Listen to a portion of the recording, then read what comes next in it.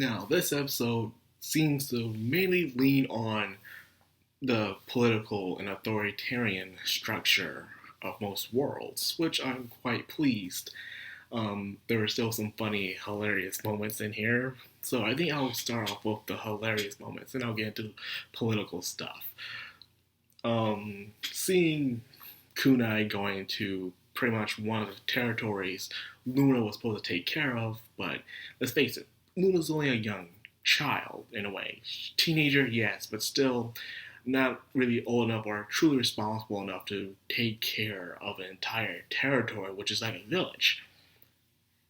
Heck, teens have a hard time taking care of their own cars, let alone their own stuff. So having it entrusted to a little girl because she's a holy maiden is quite strange, but then again, that was probably done on purpose for a reason. One, it could be used to show her to learn responsibility, or two, just to put her onto something to keep her under watch. But she did give it off to someone else from the church in a way. But the main part about this is the village is overrun by rabbit people, or what they call them, bunnies. And just to say something about this reminds me of Undertale, how all the places and things are named terribly in this place. Like, a lot of stuff here are named terribly. Even some of the people have some weird names. It's weird. Like, for instance, one of the people from the satanic cult is named Walking, and the leader's named Utopia. There's a city named Yahoo, for God's sakes. There's not much good naming in this world at all. And whoever came up with this, it's funny. It makes it funny a lot, and I like it. I'm getting sidetracked here, mainly with the bunnies. You know, when I read the manga to this, the bunny, especially Momo, would say, she wouldn't say bunny, literally, when it came to subtitles, she's saying USA. I guess USA does mean bunny, but I was hoping that the subtitles would say USA at the end, because that's how it is. Because when you actually listen to it, instead of you ignore the subtitles, listen to the language. When Momo is speaking, at the end of the sentence, she says USA. And the other one, Keon, says hop. And I like how it's gonna be a run on a run-on gag, just like with Luna and the butt thing. This is gonna be a run-on gag with how the bunnies have to say something at the end of their sentence every time to only humans. They can speak normally to each other, as you see in the beginning of the episode. They were speaking normally to each other. You know, there's no USA or hop or bunny at the end of the sentence. They were speaking like anybody else. However, when it comes to the humans see them as inferior creatures, especially the church. So there's not many of them, so they keep them all in one area. They have Luna supposedly watch over them, so it explains a lot. They don't expect much out of Luna in a way, and the more you see into this show, the more you realize why Luna acts the way she is. No one takes her seriously. People just dump stuff onto her, and of course her older sister, Killer Queen, and even the oldest sister, Angel White, don't really see much into them. They probably care about her, but at the same time, they just see her as just brat, that they just have to, like, spoil, I guess. And it can affect someone's personality a lot, It really does, especially their self-esteem. So it explains why Luna acts the way she is, why she acts bratty. And it's good to see that clearing up as the show goes on. But her is part, like I said before, it's how the bunny just kept saying USA or hop every single time. And I was getting on his nerves, Kunai's nerves. He's like, oh, it's like you guys can talk normally. Just not to humans. I guess it's the rule. And they don't stop. They don't stop at all.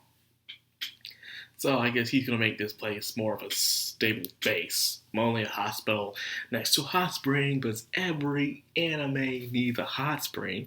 But you were surprised that they have an hot spring? You should always expect a hot spring in almost every anime. Hell, even if they are in space, I bet there will be a hot spring somewhere on one of these planets they will land on. No matter where they're at, there's always going to be a hot spring. There's always going to be a beach episode. It is Japan, baby. Expect that stuff. If you don't expect it, I must question, how long have you been watching anime? So I'm just saying. This stuff is just a cliche that's just going to happen every single time. Like you expect tsunderes in almost every anime. It's just going to happen. So with that being said, they were able to create a wheel, and he was explaining how items in the world he came from, Infinity Game, are low-level items. But I guess the world he's in now is not as high as leveled as the world he came from. So I guess his low-level item, it's like currency, the value of something. Like money here will be less valuable over there. Like yen and USD dollars from America, yen from Japan, USD dollars. A million yen doesn't really mean $1 million in America. It can mean like 100 and some like thousands of dollars compared to America's actual million. So that's how it's pretty much explained. It's the currency of the value of the money. So I guess we put that kind of logic into the items. His items are like the USD, and their items are like the yen. So therefore, when he does give them a lower rating item to him, to them, it's a very valuable item because they don't have that kind of thing. Infinity Game, you look at Infinity Game, it seems like to be a very industrial area. In fact, I wouldn't mind they did the isekai like that instead, because we're always going back to the world of magic and medieval times when it comes to isekai. It would be nice to go to a futuristic isekai instead. That would be cool, but we don't get that. Someday. We'll get that someday. I'm hoping. Anyways, that being said, so like I said, this world is more valuable than their world. Even though their world is magic, he has advanced technology and experimentation. So off that topic, now we get to see the final Holy Maiden, the oldest sister, Angel Light. She seems to be the one to really be in charge of almost everything, political affairs, financial affairs. I'm guessing Killer Queen's mostly put into, like, when it comes to battle and war and stuff, and then you have the little sister Luna, and they just dump whatever's left onto her. So that's pretty much how the rating system is. So the true one, the true political power one, the one that's controlling everything, is the oldest sister, of course, and I guess everyone else is just there, besides Killer Queen. And I swear to God, these names, Luna's name is the only one that makes sense, because Angel Light, really, they're just giving these names. I guess when it became Holy Maidens, they were giving these names. I wonder if they had names from before. Who knows? It's weird how everyone's name, almost everyone's name in the show is just weird. But it's interesting. It makes things, I guess it's for a comedy's sake in a way. So, Killer Queen is clearly obsessed, love-struck by Zero, and to a point where somehow she already has a doll. Already has a doll of a thing.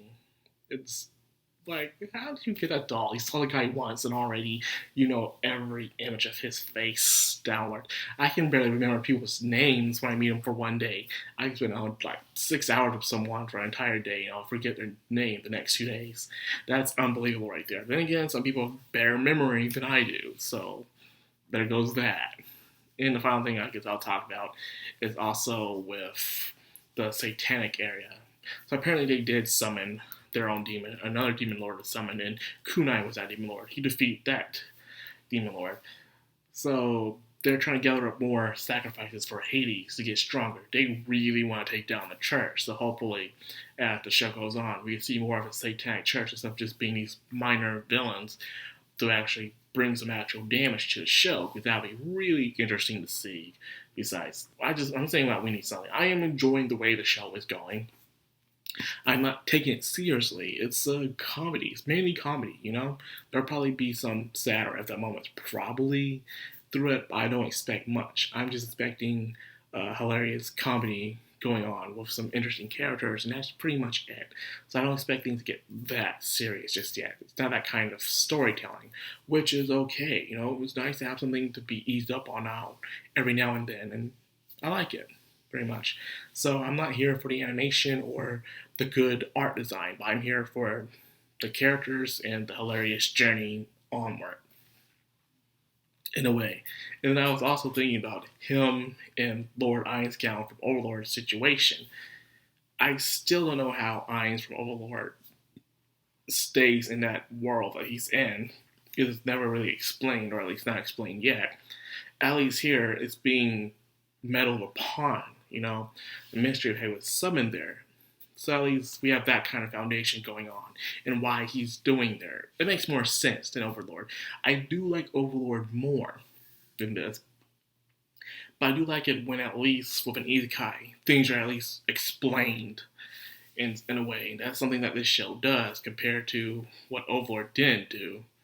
So we have that going on for us. So there's that. Well, that's all I got for this. I enjoyed it. It was hilarious, especially the bunnies. It's always good to see some bunnies. And speaking of bunnies, there's also another anime with a bunny girl, with bunny villages coming up too. I don't see which one. You probably already do if you stay on this channel. But nonetheless, I can't wait for that one as well. So anyways, that's this video. I hope you guys are enjoying Maou-sama Retry as much as I am. If you enjoy my content and like to help me out, like, comment, subscribe, and of course, hit that bell icon so you get notified every time I upload. Madcrownxox, signing out.